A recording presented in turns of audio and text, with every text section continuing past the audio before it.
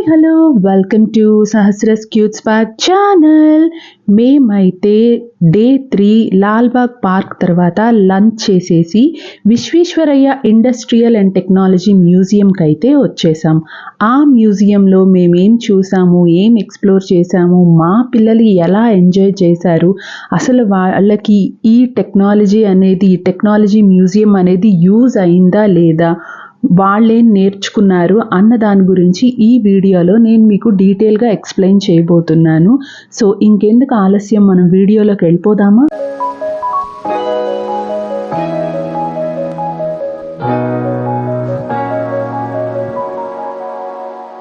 Visvesvaraya industrial and technology మ్యూజియంని 1962లో establish చేశారు.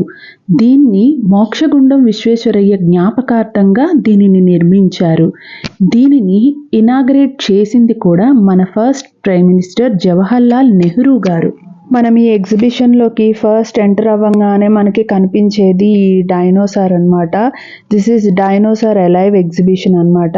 సో ఒక డైనోసార్ నిజంగానే అడవుల్లో ఉన్నట్టు, అసలు దాని రియల్ సౌండ్ ఎంత భయంకరంగా ఉంటుంది, అది ఎంత పెద్దదిగా ఉంటుంది. సో ఇంత పెద్ద డైనోసార్ మన వైపు అరుస్తూ చూస్తూ మూవ్ అవుతూ ఉండి దాని కళ్ళు అటు ఇటు తిప్పుతుంటే నిజంగానే నాకు కొంచెం భయం లాగా స్కేరీగా అనిపించింది. But it's so fun. ఇది స్పైనోసారస్ రెప్లికా అంట. మనకి ఇదే ఫ్లోర్లో రైట్ బ్రదర్స్ ఫ్లైయర్ ఉంది. ఇది 1.1 ఇంచెస్ స్కేల్ మోడల్ అన్నమాట. సో ఇది మన ఫస్ట్ రైట్ బ్రదర్స్ ఇన్వెంట్ చేసిన ఫ్లైట్ మోడల్ అన్నమాట ఇది. సో ఇక్కడ రైట్ బ్రదర్స్ ఫ్లైయర్ కి సిమ్యులేటర్ కూడా ఉంది. ఇది వచ్చేసి మనకి 60 RS పర్ హెడ్ అన్నమాట. ఈ సిమ్యులేటర్ ఏంటి అంటే మనకి వర్చువల్గా ఫస్ట్ ఫ్లైట్ మోడల్ని డ్రైవ్ చేసే ఎక్స్పీరియన్స్ వస్తుంది అనమాట. ఇక్కడ మనం పర్ హెడ్ 60 రూపీస్ తీసుకుంటే తను మనకి ఇక్కడ ఎక్స్ప్లెయిన్ చేస్తుంది అనమాట. ఎలా దాన్ని ప్లే చేయాలి, ఎలా టేక్ ఆఫ్ చేయాలి, ఎలా ల్యాండ్ చేయాలి, ఎటువైపు ఆ గేర్స్ని మూవ్ చేయాలి అన్నది తను మనకి ఎక్స్ప్లెయిన్ చేస్తుంది. తను ఎక్స్ప్లెయిన్ చేసిన దాన్ని బట్టి మనం మూవ్ చేస్తే మనకి నిజంగానే ఆ ఎక్స్పీరియన్స్ వస్తుంది అనమాట. సో రైట్ బ్రదర్స్ అప్పుడు ఆ వెహికల్ని ఎలా నడిపారో మనకి కూడా అదే ఎక్స్పీరియన్స్ క్రియేట్ చేస్తుంది అనమాట. ఇక్కడ మా లవ్లీ ఎక్స్ప్రెషన్ చూస్తే అది నిజంగా డ్రైవ్ చేస్తున్నట్టు ఫీల్ అవుతుంది. నాకు కూడా తన ఎక్స్ప్రెషన్స్ చూసి చాలా నవ్వొచ్చింది, భలే అనిపించింది. తను రియల్గా ఆ డ్రైవ్ని ఎక్స్పీరియన్స్ చేస్తుంది. ఇదే ఫ్లోర్లో మిషన్స్ ఎలా ఆపరేట్ చేస్తారు, పుల్లీ సిస్టమ్ గురించి, గేర్స్ గురించి, వేరియస్ మోషన్ ట్రాన్స్ఫర్స్ గురించి, మెకానిజం గురించి, లీవర్స్ గురించి, including planes, next first engine train గురించి, స్క్రూస్ గురించి, ఫ్రిక్షన్ కంట్రోల్ గురించి, ప్రతి దాని గురించి, అంటే పిల్లలు ఇప్పుడు ఏదైతే చదువుకుంటారో వాటిని ప్రాక్టికల్గా ఇందులో ప్రతిదీ ఎక్స్ప్లెయిన్ చేశారనమాట. నిజంగా ఎంత ఎంజాయ్ చేశారంటే ప్రతి దాన్ని కూడా వాళ్ళు చాలా బాగా చదివి అర్థం చేసుకొని ఆ తర్వాత ఎక్స్పెరిమెంట్ చేశారు.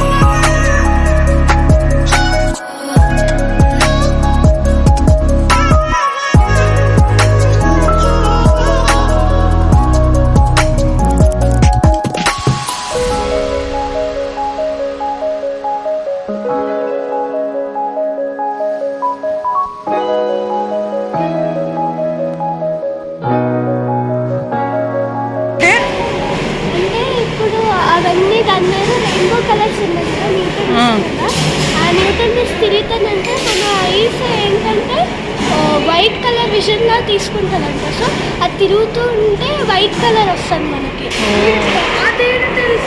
ఇదే ఫ్లోర్లో చాంద్రయాన్ 3 శాటిలైట్ రిప్లికా కూడా ఉంది.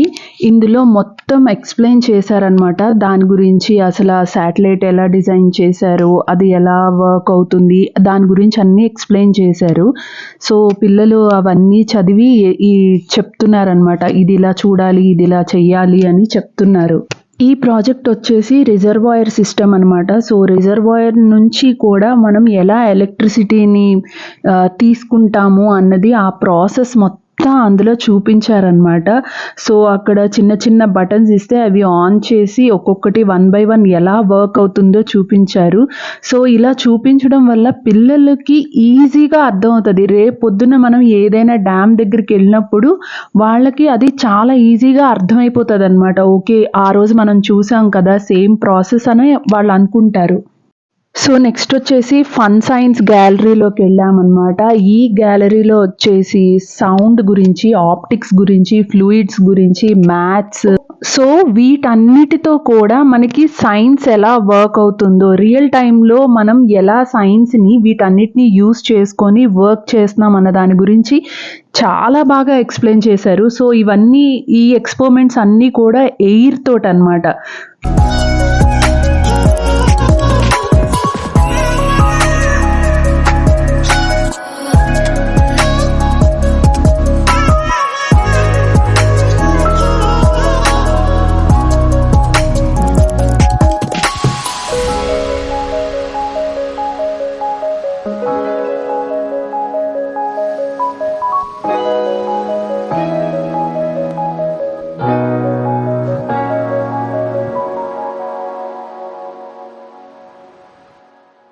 ఇది విస్పరింగ్ డిష్. ఈ చివరొకళ్ళు ఆ చివరొకళ్ళు ఉంటారు. ఈ చివరి నుంచి ఏది మాట్లాడినా అది వాళ్ళకి చాలా క్లియర్గా వినిపిస్తుంది అనమాట.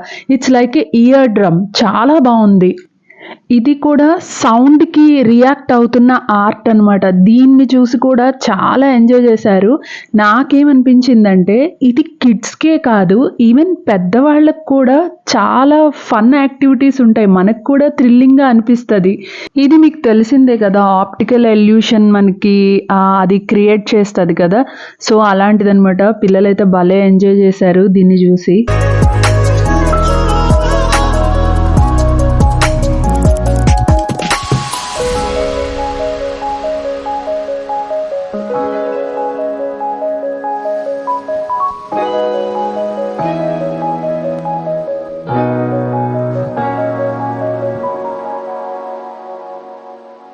ఇదైతే స్కేరీ విత్ ఫన్ అనమాట.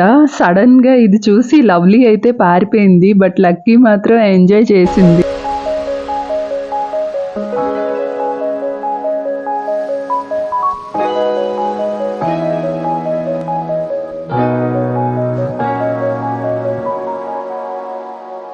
మేమిప్పుడు ఎలక్ట్రో సైంటిఫిక్ గ్యాలరీలోకి వచ్చాము.